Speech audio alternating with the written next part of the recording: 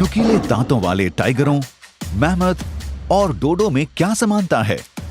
वे सभी खत्म हो चुके हैं और इंसानों ने इसमें एक बहुत बड़ी भूमिका निभाई है। क्या हो अगर हम इन्हें वापस ला सकें और एक प्रजाति के तौर पर अपनी गलतियों के लिए उनसे माफी मांग सकें? क्या ऐसा करना वैज्ञानिक रूप से संभव है? और क्या इंसान फूड चेन में सबसे ऊपर रहेंगे?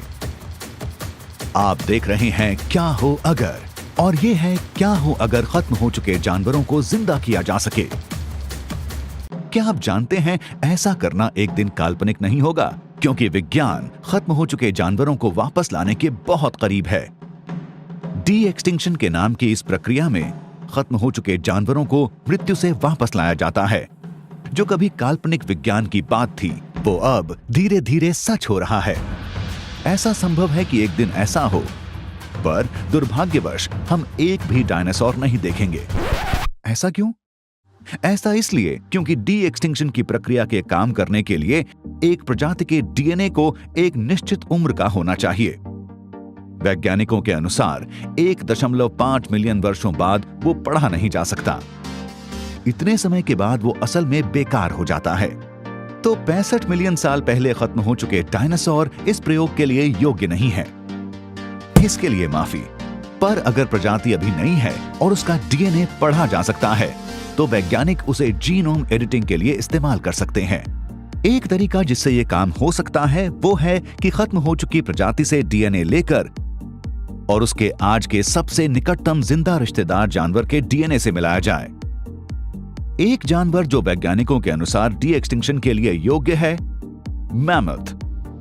विशालकाय हाथियों यानी मैमथ की एक छोटी जनसंख्या सिर्फ 3600 साल पहले तक जिंदा थी।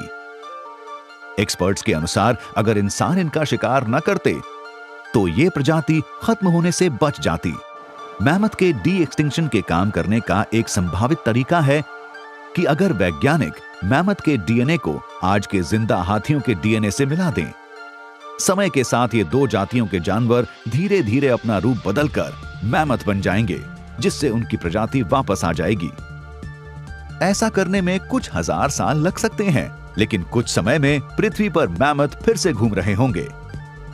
अगर ये तरीका काम कर सके तो उन सभी आश्चर्यजनक जानवरों के बारे में सोचें जिन्हें हम विश्व में वापस देख सकते हैं। 12 फुट के छोटे मुंह वाले लंबे और बहुत बड़े भालू, बिना बालों के कुत्ते और बेशक हमारी प्यारी चिड़िया डोडो। बस आसपास दौड़ने वाले नुकीले दांतों वाले टाइगरों से सावधान रहें। आप उनके साथ कोई गड़बड़ नहीं करना चाहेंगे। अगर हम कुछ अजीब करना चाहते हैं तो हम नियांडरथाल्स को भी वापस ला सकते हैं। हालांकि ऐसा करना बहुत खतरनाक होगा और अंत में यह एक सही विचार नहीं होगा। यह प्रजाति बहुत जल्द ही मर जाएगी, क्योंकि वे वर्तमान समय में विश्व में नहीं रह पाएगी। हमारी डाइट, रोगाणुओं और बीमारियों के साथ नियांडरथाल्स ज्यादा समय तक जिंदा नहीं रहेंगे। ये उन बाकी जानवरों के लिए भी है जिन्हें हम वापस ला रहे हैं। बेशक सैद्धांतिक रूप से वे समय के साथ आज के अनुसार रहने लगेंगे, पर और भी कई अन्य दिक्कतें हैं जो एक प्रजाति को विलोपन से वापस लाने के साथ आती हैं। एक चीज जिससे हमें परेशान होने की जरूरत है वो है कि इन प्रजातियों को कंट्रोल कैसे किया जाए। हम नहीं चाहेंगे कि छोटे मुंह वाला बहुत बड़ा भालू दूसरे भालुओं के साथ मेटिंग करे। ये कई तरह की नई दिक्कतों को सामने लाएगा, पर हम उन्हें ऐसा करने से कैसे रोक सकते हैं? एक और सवाल जो विज्ञान को पूछना पड़ेगा वो है कि ये सब करने का उद्देश्य क्या है। बेशक एक मैमथ की सवारी करना बहुत मजेदार होगा, पर क्या ये असल में सही होगा? हमारे मनोरंजन के अलावा ये जानवर और क्या उद्देश्य पूरा करेंगे? और संभावनाएं हैं कि ये नए जानवर हमारे मौजूदा इकोसिस्टम में गड़बड़ करेंगे, जिसके फलस्वरूप दूसरे जानवर खत्म हो सकते हैं। एक अच्छी चीज जो डी एक्सटिंक्शन कर सकता है वो है कि मौजूदा जरूरी जानवरों को वापस लाना, जिससे उन्हें खत्म होने से बचाया जा सके। मधुमक्खियों की प्रजाति के बारे में कहा जाता है कि वे जल्दी ही पूरी तरह से खत्म हो जाएंगी। अगर डी एक्सटिंक्शन तकनीक असल में सिद्ध हो जाती है तो हमें चिंता करने की कोई जरूरत नहीं है, पर इससे कुछ दिक्कतें भी आएंगी। अगर ये हमारी सच्चाई होगी तो लोग सोचेंगे कि चीजों का खत्म होना ठीक है, क्योंकि हम कभी भी उन्हें वापस ला सकते हैं। इससे शिकार में तेजी आएगी और विश्व में जानवरों के लिए एक सामान्य लापरवाही फैल जाएगी। एक प्रजाति को वापस लाना एक आश्चर्यजनक विचार लग सकता है, पर इसके साथ बहुत सारे जोखिम और अनिश्चितताएं भी हैं।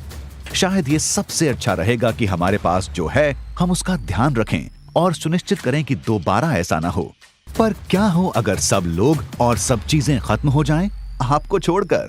ये सवाल एक दूसरे क्या हो अगर के लिए लगता है।